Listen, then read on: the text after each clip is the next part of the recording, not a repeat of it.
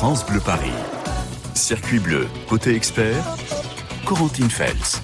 Une femme retraitée sur deux vit avec moins de 1 000 € par mois. En cette journée internationale des droits des femmes, on s'intéresse à la retraite des femmes, des pensions 40% moins élevées que celles des hommes. Alors comment optimiser sa retraite ? Posez vos questions au 01 42 30 10 10 à Valérie Batigne, créatrice de Sapiendo. Bonjour Valérie. Bonjour Valérie. Sapiendo Retraite qui se mobilise pour que les inégalités hommes-femmes au moment de la retraite ne soient pas une fatalité. Les pensions de retraite des femmes sont en moyenne donc 40% inférieures à celles des hommes. Je le disais, comment expliquer cette différence Valérie ? Effectivement, 40% c'est énorme. Et c'est le fruit, je dirais, de 40 ans d'inégalité de salaire. Parce que la retraite, c'est le reflet d'une carrière, de 40 ans de cotisation, voire désormais 42 ans. Donc voilà, c'est le reflet de 40 ans d'inégalité. Il faut se souvenir que l'on vient de loin, parce que l'âge moyen des retraités aujourd'hui, c'est 75 ans. Donc elles sont nées juste après-guerre. Et à l'époque, voilà, les carrières des hommes et des femmes étaient très différentes. Oui. Il faut se rappeler que ce n'est qu'en 1965 que les femmes ont eu le droit d'ouvrir un compte bancaire ou même de travailler sans l'autorisation du mari. Donc ce chiffre aussi, qui est très très fort, retrace l'histoire aussi des 40 ans passés. Écart de salaire, les écart enfants, de salaire, écart de carrière. Ouais, c'est l'écart de carrière. Pourquoi exemple. Un écart de carrière ? Parce que traditionnellement, c'est les femmes qui mettent entre parenthèses leur carrière pour s'occuper de la famille et des enfants. C'est compliqué parfois aujourd'hui pour les femmes retraitées qui vivent seules, elles sont divorcées, elles sont veuves aussi parfois, donc leur petite retraite, c'est compliqué. Quelles sont les questions qui reviennent le plus souvent sur votre hotline chez Sapiendo, Valérie Batigne ? Donc les questions les plus fréquentes, elles ont trait aux enfants, elles ont trait à la retraite anticipée et elles ont trait à la réversion. Ah, alors on peut en parler si vous avez des questions sur tous ces sujets-là. Vous n'hésitez pas à vous appeler France Bleu Paris maintenant au 01 42 30 10 10 ou via l'appli France Bleu Paris pour toutes vos questions retraite, pension de réversion. On peut aussi voir comment faire en sorte que sa retraite soit un petit peu plus élevée. 01 42 30 10 10, la retraite des femmes. On en parle ce matin dans Côté Expert. En ce 8 mars, sur France Bleu Paris, on parle de la retraite des femmes parce que ce sont des pensions de retraite 40% moins élevées que celles des hommes et une femme retraitée sur deux vit avec moins de 1 000 € par mois. C'est quand même très compliqué, surtout en Ile-de-France. Valérie Batigne, créatrice de Sapiendo, répond à vos questions retraite au 01 42 30 10 10 ou via l'appli France Bleu Paris. Ou Anissa à Villejuif nous dit « Je suis veuve et j'ai un nouveau compagnon. Si je me remarie avec lui, est-ce que je vais perdre la pension de réversion ?» Valérie Batigne, que répondre à Anissa qui souhaite se remarier ? Effectivement, c'est une question très pertinente et elle a bien raison de se poser la question avant de se remarier.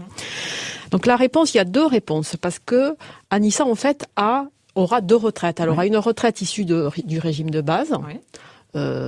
Et une retraite, enfin en termes de réversion, s'ils sont mariés salariés, du régime complémentaire des salariés.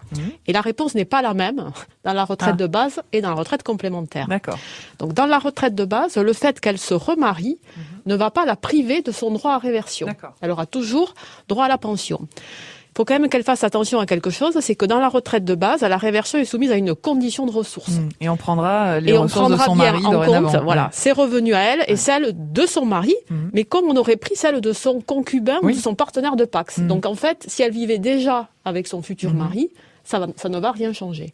En revanche, si elle ne vivait pas avec, ça va changer, parce que dans ces conditions de ressources, on prendra les revenus de son futur mari.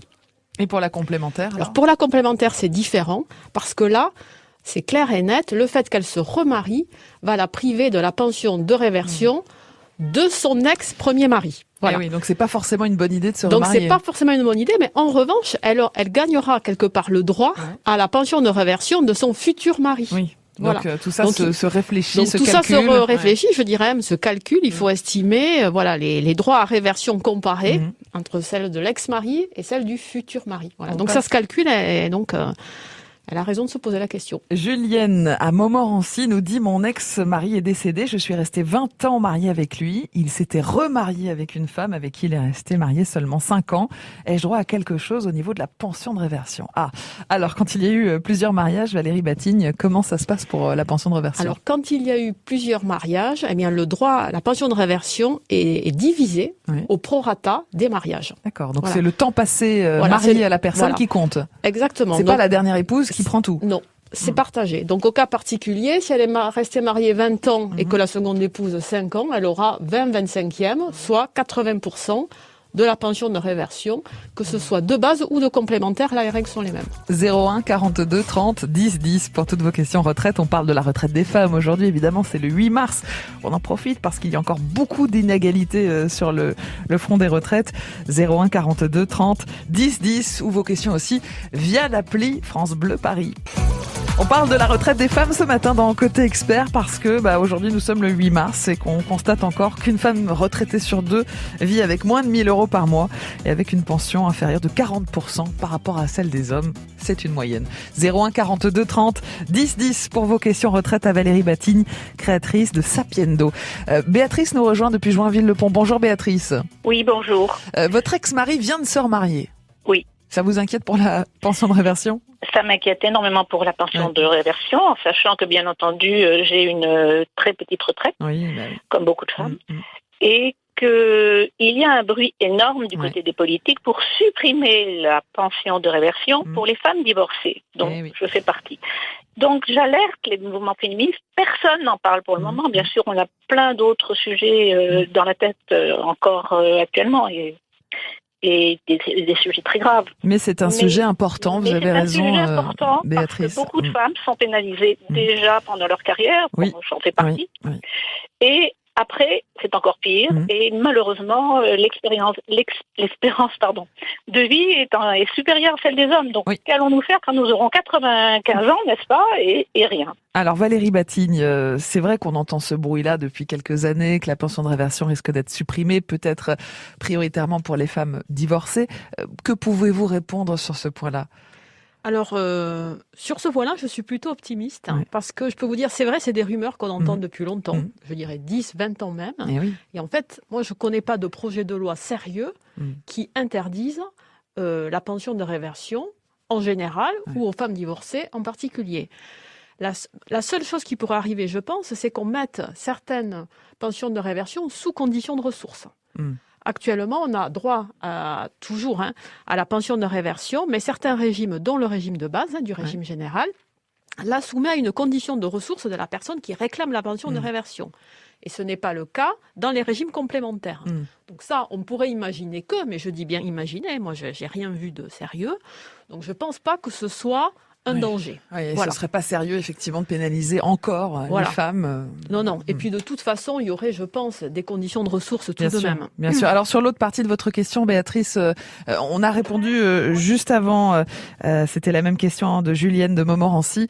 Ne vous inquiétez pas, Béatrice, pour la pension de réversion, elle est effectivement partagée entre les différentes épouses, mais de façon proratisée. Au prorata de la durée de mariage. Donc, vous avez été marié 36 ans, vous aurez, je pense...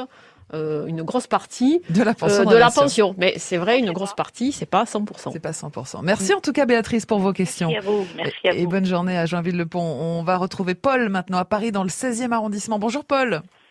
Bonjour madame. On vous écoute pour votre question retraite. Oui, je voulais savoir, je suis en retraite, je continue à travailler et est-ce que les années vont être, est-ce que je pourrais récupérer les années en cotisation retraite? D'accord. Donc vous avez pris votre retraite, Paul. J'imagine que vous avez démissionné et repris un nouveau contrat de travail. Paul ? Alors on va essayer de répondre, Valérie Batigne, avec les infos dont on dispose. On va supposer que Paul est en cumul emploi-retraite, c'est-à-dire qu'il a pris sa retraite. D'accord, officiellement. Officiellement, il a un titre de pension et par ailleurs, pour arrondir ses fins de mois, il continue à travailler. D'accord. Donc, dans ce cas-là, malheureusement... ça n'améliore pas la retraite. Ça n'améliore pas. Donc, il continue à travailler, il paie des cotisations retraite, il a raison, comme il paie des cotisations maladie, toutes les cotisations. Mais il n'en a pas le bénéfice. À l'heure actuelle, les cotisations retraite qu'il paie ne génèrent pas de nouveaux droits. Merci Paul, en tout cas, d'être venu ce matin sur France Bleu Paris poser votre question retraite. On continue à en parler dans un instant avec Valérie Batigne, qui vous répond encore pendant quelques toutes petites minutes sur France Bleu Paris. On parle de la retraite et plus particulièrement de la retraite des femmes aujourd'hui, car nous sommes le 8 mars c'est qu'une femme retraitée sur 2 vit avec moins de 1 000 euros, et vous le savez maintenant, avec une retraite en moyenne 40% moins élevée que celle d'un homme. 01 42 30 10 10 pour en discuter avec Valérie Batigne, créatrice de Sapiendo. Linda nous a laissé un message sur l'appli France Bleu Paris. Elle habite à Brétigny-sur-Orge et elle nous dit « Je souhaite prendre une retraite anticipée. Est-ce que les trimestres enfants comptent ?» Alors Valérie, on va peut-être déjà rappeler les enfants. Chaque enfant rapporte ? Alors, chaque enfant rapporte, entre guillemets, 8 trimestres, à savoir 2 ans. 2 ans. Donc voilà, donc les 8 trimestres, ils sont découpés en 4 au titre de l'accouchement, de la grossesse, et 4 au titre de l'éducation des enfants. D'accord. Et généralement attribué à la mère. C'est illimité. C'est-à-dire si on a eu 6 enfants... Si on a eu 6 enfants, c'est 6 fois 8. Okay. Mais qu'est-ce que ça veut dire ? Parce qu'aujourd'hui, l'âge légal de départ à la retraite, c'est 62 ans. Oui. Est-ce que ça veut dire qu'une femme qui a eu un enfant, par exemple, peut partir à 60 ans ? Alors non, parce que l'âge légal, c'est l'âge légal. Il est pareil, hommes et femmes, et qu'on ait eu des enfants ou pas. Je dirais même que on peut, dans certains cas, partir avant 62 ans, à partir de 60 ans, c'est ce qu'on appelle la retraite anticipée pour carrière longue. Oui, c'est ce que veut Linda, a priori. Voilà, à condition qu'on ait eu tous ces trimestres requis dès 60 ans. Donc ça permet de finalement... Et là, justement, non, les trimestres enfants ne sont pas comptés dans les trimestres qui comptent pour le droit à partir en retraite anticipée. Alors pour Linda, la réponse est non, ça ne sera donc pas ça pris ne en permet compte. pas de partir plus tôt. Voilà, si on va, ça permet d'avoir peut-être le taux plein tous ces trimestres à l'âge légal, mais ça ne permet pas de partir avant l'âge légal. Valérie Batigne, les pensions de retraite des femmes sont en moyenne 40% inférieures à celles des hommes. Comment faire pour que ça change ? Alors comment faire pour que ça change ? Il y a des solutions, bien sûr. Il faut avoir conscience que la retraite, c'est vraiment le reflet d'une carrière, et plus précisément de cotisations payées au titre de sa carrière. Donc il faut bien être informé, il faut bien avoir conscience que dès qu'on travaille moins, qu'on prend un temps partiel, qu'on interrompt ses activités, etc., eh bien on paie moins de cotisations retraite, et donc à la fin on aura moins de retraite. Or, en France, on n'a pas conscience qu'un revenu, un salaire, une rémunération quelle qu'elle soit, c'est un revenu immédiat. Celui-là, on le voit, puisque c'est celui qui arrive sur le compte en banque. Mais c'est aussi beaucoup de cotisations retraite. Énormément. Est-ce qu'un plan épargne retraite peut aider à augmenter sa retraite, Valérie ? Bien sûr, parce que pour avoir une bonne retraite, il y a la retraite par répartition, celle dont on parle, qui est de très loin la plus importante, qui est aujourd'hui en France, en moyenne, 78% des revenus d'un Français à la retraite. Mais il y a aussi l'épargne.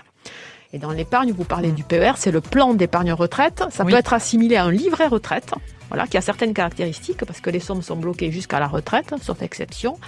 Et donc c'est vrai qu'on peut aussi épargner pour compenser tout au long de sa vie sur le livret d'épargne retraite, ou se faire ouvrir un livret par son conjoint, par exemple. Et ne pas travailler avec son conjoint sans être déclaré, ça fait partie des grands conseils. Et posez-vous la question du mariage pour anticiper la pension de réversion. Il y a beaucoup de choses à prendre en considération. Merci Valérie Batigne, vous êtes créatrice de Sapiendo. Et à bientôt